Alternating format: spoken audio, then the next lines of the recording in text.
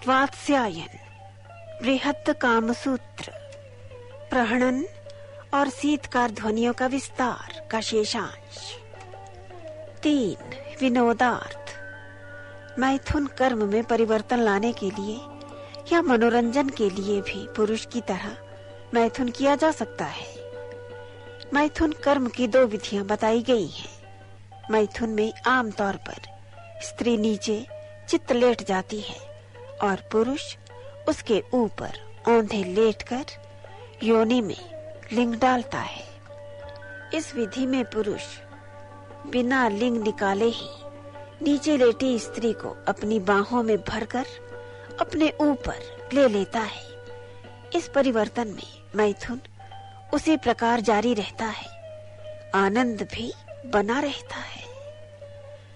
दूसरी विधि में पुरुष योनि में से अपना लिंग निकाल लेता है, स्त्री पुरुष अलग हो जाते हैं। फिर पुरुष चित्त लेट जाता है और स्त्री उसके ऊपर लेटकर योनि में लिंग लेकर मैथुन शुरू करती है। इस विधि का प्रयोग तभी करना चाहिए जब पुरुष बहुत थक गया हो और उसकी काम तृष्णा शांत न हुई हो, क्योंकि इस विधि में मैथुन नए सिरे से शुरू करना होता है। स्त्री को चाहिए कि पुरुष की संभोग संबंधी सभी लीलाओं को स्वयं पुरुष की तरह करे। पुरुष के ऊपर लेटकर अपने बालों में लगे फूलों को बिखेरे, अपनी मुस्कान को लंबी सांसों के साथ दिखाए, स्तनों को पुरुष की छाती से जोर से दबाए।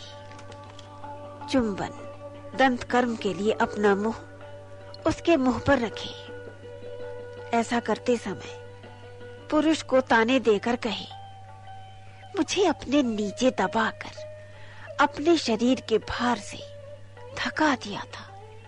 अब मैं आपकी खबर लूंगी और ऐसा दबाऊंगी कि आप भी याद रखेंगे। संभोग के लिए 2 विधियों का प्रयोग बताया गया है, एक बाह्य, दूसरी अभ्यंतर। बाह्य विधि। सबसे पहले स्त्री को बिस्तरे पर लिटाकर पुरुष प्रेम भरी बातें करे। जब वह कुछ उत्तेजित जान पड़े तब उसका कमरबंद अर्थात नाड़ा खोले। यदि स्त्री ऐसा न करने दे तो उसके गालों को चूमे। यदि फिर भी सफलता नहीं मिले और लिंग खड़ा हो जाए तो उसकी आंखों, जांघों, कूल्हों और स्तनों आदि काम केंद्रों को मसले, सहलाए एवं दबाए। यदि स्त्री का संभोग करने का पहला अवसर होगा तो वह दोनों जांघों को आपस में सिकोड़ लेगी। अपने स्तनों पर लज्जावश हाथ रख लेगी।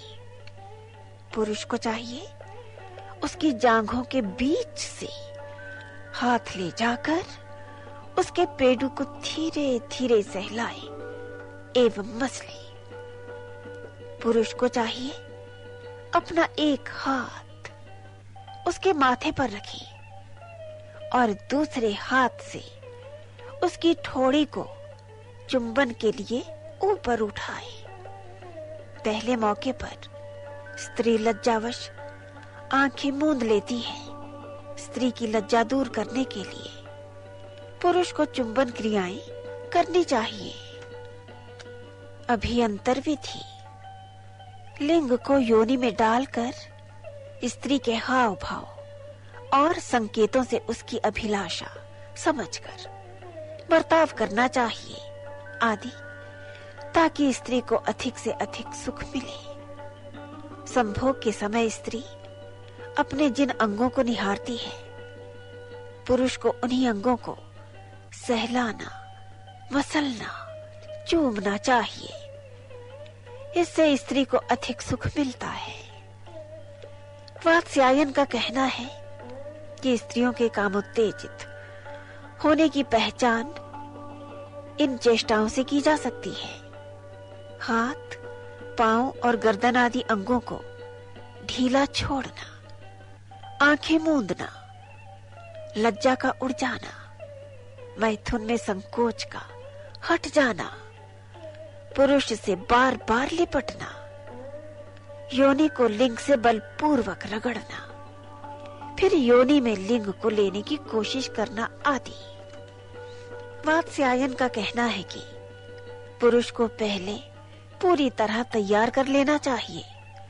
उसकी प्यास को बहुत हद तक बुझाने के लिए पुरुष को चाहिए कि वह अपनी मध्यमा और अनामिका अर्थात दूसरी व तीसरी उंगलियों को मिलाकर उसकी योनि में डाले और हाथी की सूंड की तरह बनाकर अंदर बाहर कर योनि को रगड़े। जब योनि तरल व कोमल हो जाए तो लिंग डाले। स्पर्श करने से योनि 4 प्रकार की बताई गई है। 1. कमल के पत्ते की तरह। 2. जगह जगह उभरी हुई अर्थात विषम। 3. झुर्रियों वाली। और 4. गाय के जीभ की सी खुरदरी। इनमें से पहले प्रकार की योनि को रगड़ने की आवश्यकता नहीं होती। बाकी तीनों योनियों में इस क्रिया का प्रयोग आवश्यकता अनुसार करना चाहिए। जब स्त्री पुरुष मैथुन करते करते थक जाए तो स्त्री को चाहिए कि अपना माथा पुरुष के माथे पर रखे और योनि में लिंग को लिए ही कुछ क्षण आराम कर ले। अगर स्त्री थक गई हो तो पुरुष को चाहिए कि उसे नीचे लेकर खुद ऊपर लेटकर मैथुन जारी रखे।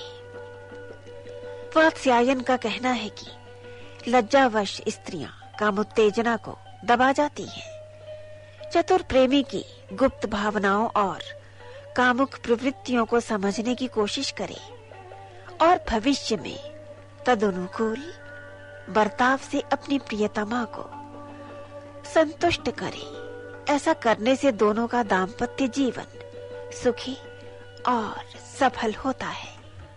न त्वेवतो न प्रसूताम न मृगी न च गर्भिणीम न चायति व्ययताम नारी योजयेत पुरुषायते। ऋतुमती प्रसूति, मृगी नायिका गर्भवती और अत्यंत मोटी स्त्री के साथ विपरीत रति नहीं करना चाहिए।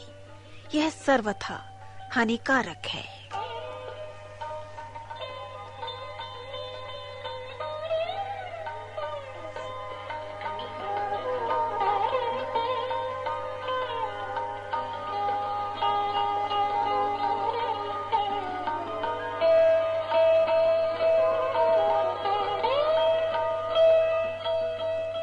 मुख मैथुन।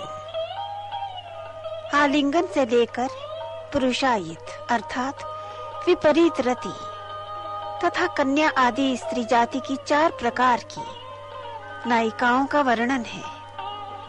वात्स्यायन ने 5वें प्रकार की नायिका भी मानी है, क्योंकि इसकी जननेंद्रिय पूरी तरह से विकसित नहीं होती और इसके लिए स्त्री की तरह संभोग करना असंभव होता है। तीसरे प्रकार की नायिका अर्थात हिजड़ा फिर 2 प्रकार के होते हैं, स्त्री रूपिणी और पुरुष रूपिणी। स्त्री के रूप वाली नपुंसक नायिका स्त्री के समान कपड़े आदि पहनती है, बोलती है, उसमें कोमलता, मधुरता, भोलापन आदि होता है। जो क्रियाएं स्त्री की योनि में लिंग द्वारा की जाती हैं, वही क्रियाएं नपुंसक नायिका के मुख में की जाती हैं। इसी को मुख मैथुन कहते हैं। इस कार्य द्वारा ये अपनी जीविका कमाती हैं, साथ ही आनंद की प्राप्ति करती हैं। इस प्रकार के धंधे से ही वह वेश्याओं का सजीवन व्यतीत करती हैं। पुरुष रूपिणी यानी पुरुष के से रूप वाली नायिका में भी काम भावना होती है, परंतु गुप्त रूप में। पुरुष चिन्हों के अविकसित होने के कारण यह मालिश आदि करके अपना जीवन चलाती है।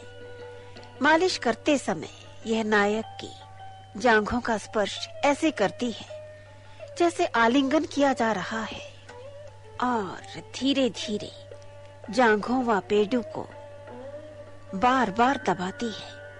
इस बीच यदि नायक का लिंग खड़ा हो जाए तो उसे मैथुन करती है। यदि नायक स्वयं मैथुन करने को कहता है तो क्रोध प्रकट करती है, फिर मान जाती है। यह नायिका मुख मैथुन में 8 प्रकार की क्रियाओं का प्रयोग करती है। ये क्रियाएं इस प्रकार हैं: 1 निमित्त, 2 पार्श्व तोंट्र, 3 बहि संदंश, 4 अंतः संदंश, 5 चुंबितिक, 6 परिमृष्टक, 7 आम्रचूषितक और 8 संगर। इन सब का विस्तार पूर्वक वर्णन पीछे दिया जा चुका है।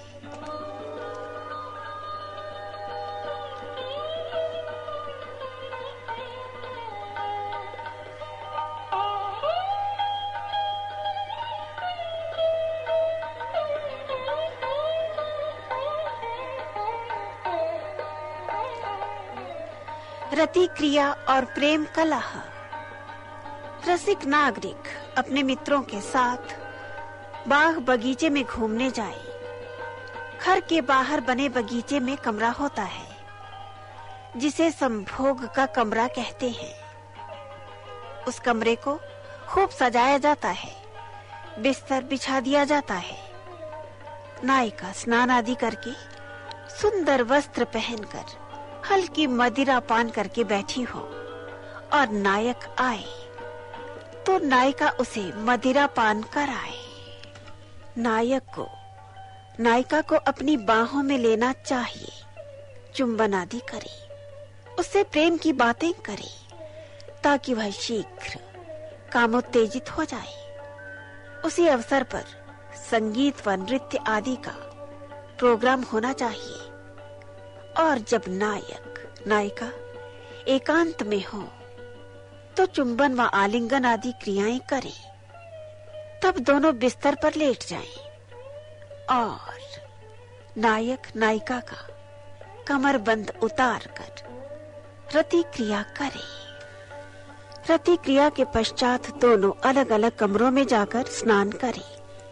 नायिका स्वयं हाथ से पान लगाकर नायक को खिलाए। नायक सुगंधित द्रव्य अपने हाथ से नायिका के लगाए। इसके पश्चात रुचि के अनुकूल भोजन करे, परंतु भोजन पौष्टिक व शक्तिवर्धक होना चाहिए। चंद्रमा की चांदनी में घूमे, सुखपूर्वक बातें करें ताकि फिर दोबारा से काम वासना के लिए उत्तेजित हो जाए। रति क्रिया की 3 अवस्थाएं हैं: 1 आरंभिक, 2 चरम, 3 अवसान। प्रेम कलह। प्रेमी प्रेमिका जैसे एक दूसरे के स्वभाव और रुचि को ठीक ठीक जान लेने पर बिना संकोच संभोग करते हैं, वैसे ही कभी कभी वे प्रेम कलह भी कर लेते हैं। आम तौर पर पति को हृदय से चाहने वाली स्त्री पति पर पूरा अधिकार चाहती है। यह वह कभी नहीं सहन कर सकती कि उसका पति किसी दूसरी स्त्री से प्रेम करे। ये किसी भी हालत में अपने पति के मुंह से किसी दूसरी स्त्री का नाम या चर्चा नहीं सुनना चाहती। अगर पति कोई हरकत करता है तो रूठ जाती है, अपने सिर और गालों को पीटती है, पति को धक्का देती है। ऐसे मौके पर पति को चाहिए कि अपने प्रीतिकर वचनों द्वारा पत्नी के सामने अपने को निर्दोष साबित करे, उसे बिस्तर पर आने को कहे। ऐसी हालत में स्त्री को रूठकर घर से नहीं जाना चाहिए। ऐसा करने पर पति को उसके प्रति अविश्वास हो जाने की संभावना रहती है। स्त्री के ऐसे व्यवहार पर पुरुष को मनाना चाहिए, चुंबन आलिंगन करना चाहिए। जब वह उत्तेजित हो जाए तो संभोग करना चाहिए। वात्स्यायन कहते हैं, कि 64 काम कलाओं को जानने वाला चतुर पुरुष कुमारियों, स्त्रियों, गणिकाओं और पत्नी द्वारा काफी आदर तथा प्रेम की दृष्टि से देखा जाता है। 64 काम कलाओं के पश्चात युवा नायक को चाहिए कि वह अपनी प्रेमिका को पत्नी के रूप में ग्रहण करे। इस संस्कार को विवाह संस्कार कहते हैं। विवाह 8 प्रकार के होते हैं। 1. बाह्य विवाह। 2. प्रजापत्य विवाह। 3. आर्ष विवाह। 4. दैव्य विवाह। 5. गंधर्व विवाह। 6. पैशाच विवाह। 7. राक्षस विवाह। टिप्पणी: यहाँ पर 8वां विवाह नहीं लिखा है, इसलिए नहीं पढ़ा है। ये 8 प्रकार के विवाहों में से 4 प्रकार के विवाह प्रचलित हैं। गंधर्व विवाह बहुत पुराने जमाने का है। बाकी प्रकार के विवाह अच्छे नहीं माने जाते। विवाह होने से पहले वर व कन्या का चुनाव होना जरूरी है। कन्या का चुनाव करते समय यह ध्यान रखना चाहिए कि वह उसी वर्ण की हो, अच्छे खानदान की हो। कन्या वर से 3 वर्ष छोटी होनी चाहिए। कन्या हंसमुख व अच्छे स्वभाव की हो। उसके दांत, आंखें, कान व स्तन सामान्य होने चाहिए। कन्या सुंदर, कला प्रवीण व अच्छे गुणों वाली। विवाह के लिए कन्या पक्ष व वर पक्ष वालों को आपस में बातचीत करनी चाहिए। वर की शिक्षा दीक्षा, आचरण व्यवहार व ऊंचे वंश आदि के बारे में अपने संबंधियों से बातचीत करें, पूरा पता लगवाएं। कन्या का चुनाव करते समय देखना चाहिए जो मन को पसंद आए उसी से करनी चाहिए। उसका सुंदर होना जरूरी है। उसके गुण दोषों की पूर्ण परीक्षा कर लेनी चाहिए, क्योंकि पूरा जीवन उसके गुणों पर निर्भर करता है। कन्या पक्ष को चाहिए कि जब वर पक्ष को कन्या दिखलाए तो सुंदर वस्त्र पहनाए। कन्या शादी, यज्ञ में खेलने जाए तो सुंदर वस्त्र पहने, क्योंकि कन्या विक्रय की वस्तु के समान होती है। कन्या के गुणों की जांच के लिए 8 मिट्टी के पिंड बनवाने चाहिए। इनको उनके पास रखकर उनमें से एक उठवाना चाहिए। इनका फल इस प्रकार है। 1. वेदी की मिट्टी के बने पिंड को उठाने से तेजोमयी हो। 2. गौशाला की मिट्टी के बने पिंड को उठाने से पशुओं की स्वामिनी हो। 3. कभी ना सूखने वाले तालाब की मिट्टी के बने पिंड को उठा ले तो वह सदा सुखी और संपन्न रहेगी। 4. चौराहे की मिट्टी के बने पिंड को उठा ले तो व्यभिचारिणी होगी। 5. ऊसर भूमि की मिट्टी के बने पिंड को उठाने वाली बांझ होगी। 6. शमशान भूमि की मिट्टी के बने पिंड को उठा ले तो वह विधवा होगी। 7. जुआ खेलने के स्थान की मिट्टी के बने पिंड को उठा ले तो वह मक्कार होगी। और अंत में 8. साल में 2 बार बोए जाने वाले खेत की मिट्टी के बजाय बोए हुए पिंड को यदि कन्या उठा ले तो वह अच्छी संतान वाली होगी। कृत्वापि चोच्च संबंधम पश्चाज ज्ञातिषु सन्मेत नत्वेव हीन संबंधम कुर्यात सदी भविनिंदम। वात्स्यायन कहते हैं कि हमेशा सम संबंध ही करना चाहिए।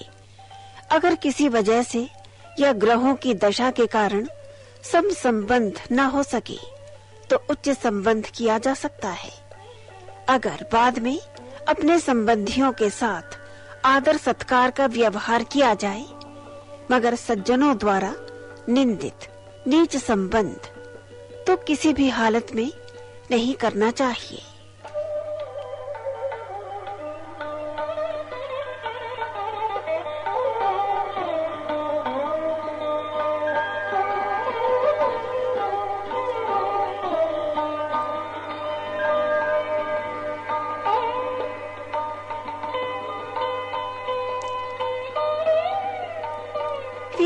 आराधना।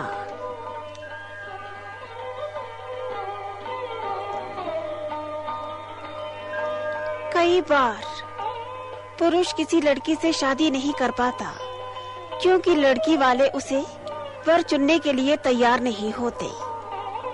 कारण एक, गुणी होते हुए भी जो धनहीन हो।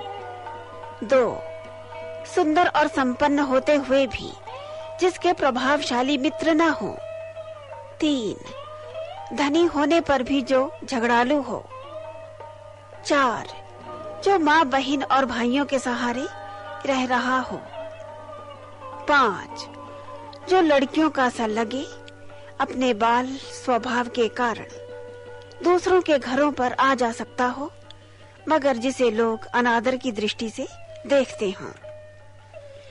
ऐसी अवस्थाओं में नायक को चाहिए कि वह किसी अच्छी लड़की से बचपन से ही अपनी ओर आकृष्ट करने की कोशिश करे, ताकि विवाह की आयु होने पर वह पहले की जान पहचान के कारण लड़के के दोषों पर ध्यान न देती हुई उसे पति के रूप में पसंद करे। दक्षिण भारत में ऐसा है।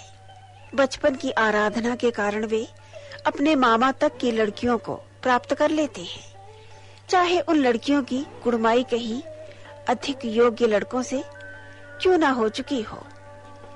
ऐसे लड़कों की विवाह योग्य दूसरी कन्याओं में भी आसक्ति हो जाती है। लड़कियों की आराधना या तो बालक या युवा कर सकते हैं। बालक नायक को बालिका नायक के साथ आयु और जान पहचान के मुताबिक इस लिखे ढंग से खेलना चाहिए। फूल चुनना, फूलों की मालाएं बनाना, मिट्टी के घर बनाना, गुड़ियों के खेल खेलना आदि उसे उस लड़की की सहेलियों के साथ ऐसे खेल भी खेलने चाहिए जो वहां पर खेले जाते हों। एक, रस्सी का खेल। दो, पांसे का खेल। तीन, ताश का खेल। चार, मुट्ठी में चीज को बुझाने का खेल।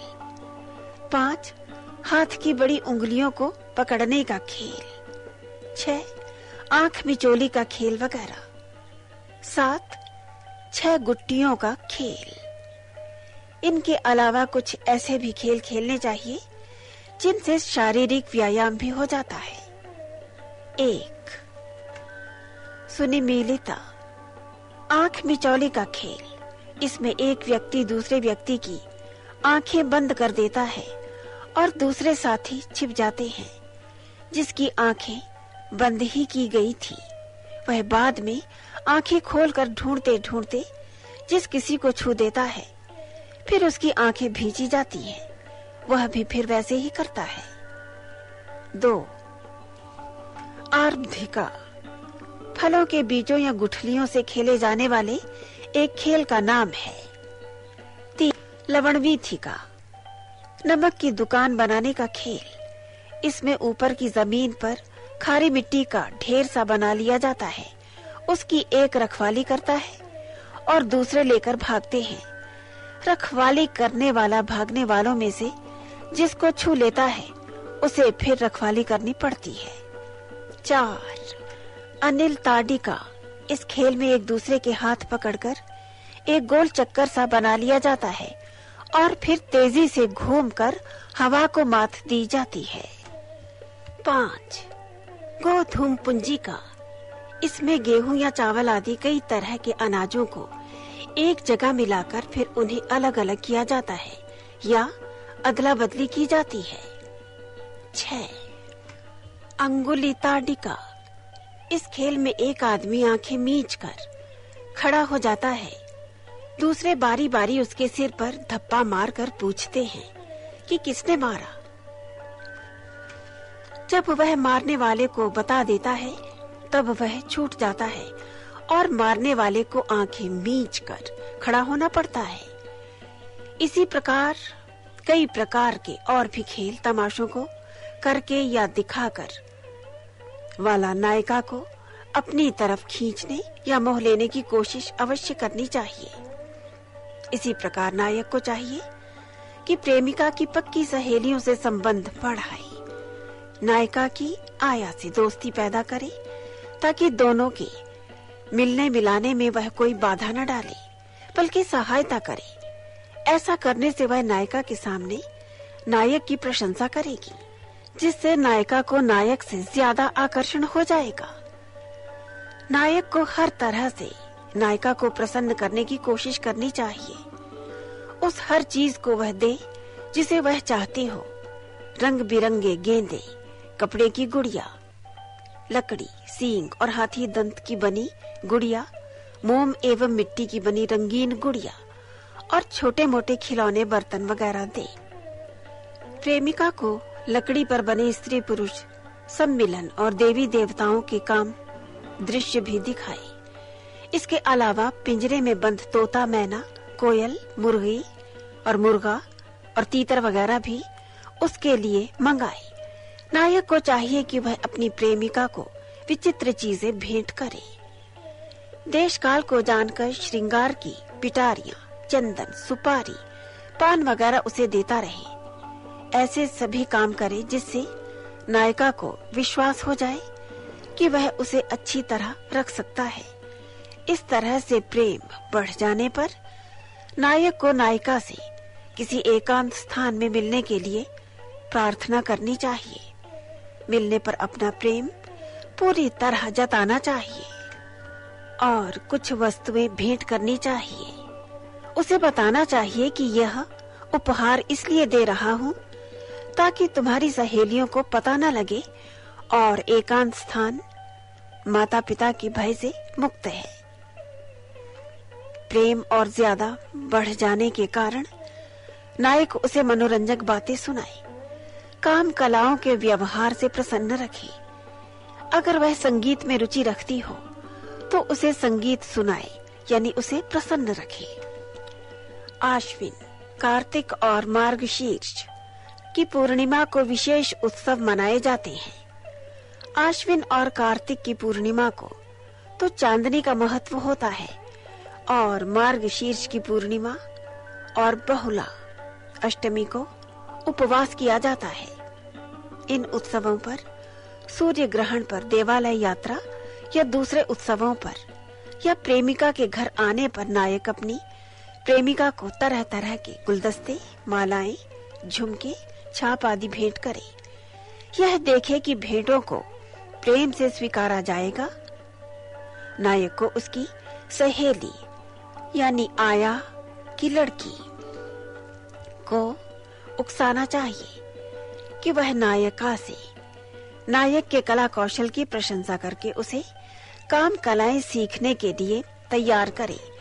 इस तरह वह प्रेमिका के सामने अपनी योग्यता अर्थात कला दिखा सकेगा। नायक अच्छे कपड़े सदैव पहने।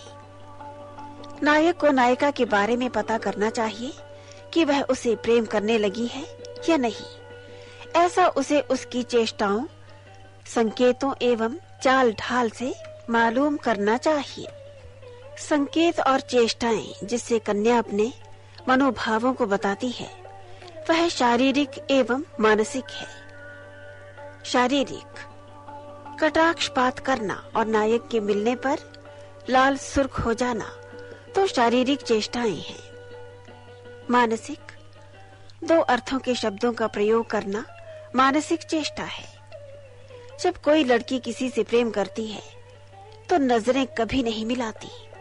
अगर अचानक नजरें चार हो जाए तो शर्मा जाती है, लेकिन कभी वह किसी बहाने नीचे झुककर अपना वक्ष भाग दिखा जाती है। अगर नायक असावधान हो तो उसे लगातार देखती रहती है। नायक के पूछे जाने पर मंद मंद मुस्कुराती है और नीची निगाहें करके स्पष्ट और गंभीर मतलब के शब्द मुंह से कहती है। उसकी दिल की ख्वाहिश होती है कि वह प्रेमी के साथ ज्यादा से ज्यादा समय गुजारे। वह प्रेमी से अलग न होने का तरीका या बहाना ढूंढती है। साधारण सी बात पर हंसती है और अपनी अपनी बात को लंबा करके उसके पास ज्यादा रहने की कोशिश करती है। वह नायक के मित्रों पर विश्वास रखती है और उनकी बातों का आदर करती है। नायक के नौकरों से ठीक व्यवहार करती है और अपने काम के लिए मालकिन का सा व्यवहार करती है। अगर प्रेमी के बारे में नौकर कोई बात करे तो वह ध्यान से सुनती है। वह हमेशा सुंदर वस्त्रों में सजकर ही नायक के पास आती है। यदि नायक उससे निशानी के तौर पर अंगूठी आदि मांगता है तो वह खुशी से उसे दे देती है।